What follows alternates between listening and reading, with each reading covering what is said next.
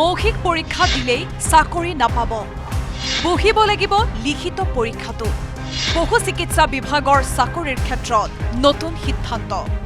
VFA পদৰ নিযুক্তিত চৰকাৰে বান্ধিলে নিয়ম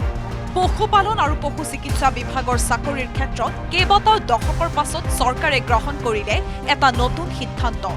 পূৰ্বে কেৱল মৌখিক পৰীক্ষাত উত্তীৰ্ণ হলে চাকৰি পাইছিল প্ৰাৰ্থীয়ে কিন্তু এতিয়া ভিএফএ অৰ্থাৎ পশু চিকিৎসা ক্ষেত্ৰ সহায়ক হ'বলৈ বহিব লাগিব লিখিত পৰীক্ষাটো দুয়োটা পৰীক্ষাত উত্তীৰ্ণ হলেহে এবছৰীয়া প্ৰশিক্ষণ হ'ব প্ৰাৰ্থীসকলৰ তাৰ পাছত নিযুক্তি লাভ কৰিব ভিএফএ সকলে ভিএফএ সকল আগতে অৰেল পৰীক্ষাৰ দ্বাৰা নিযুক্তি হৈছিল এতিয়া ৰিটেন আৰু অৰেল দুইটা লগাই আমি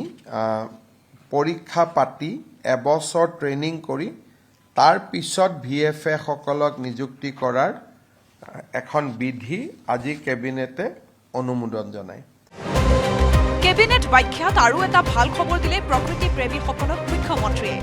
গোৱালপাৰাৰ প্ৰস্তাৱিত ৰাক্ষসনী বনাঞ্চলক সংৰক্ষিত বনাঞ্চল হিচাপে স্বীকৃতি দিয়াৰ সিদ্ধান্ত কেবিনেটত থাৰ্ক নলবাৰীৰ বনভূমিক সংৰক্ষিত বনাঞ্চল হিচাপে ঘোষণা কেবিনেটত গোৱালপাৰা জিলাৰ দুখন proposed reserve forest Rakshasni reserve forest আৰু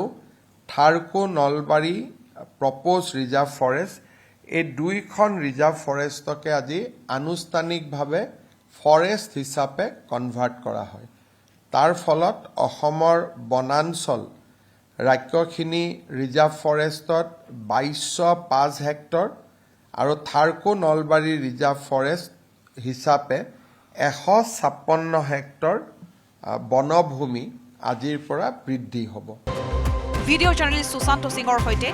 Bishnu Saikia report news 18 Assam north east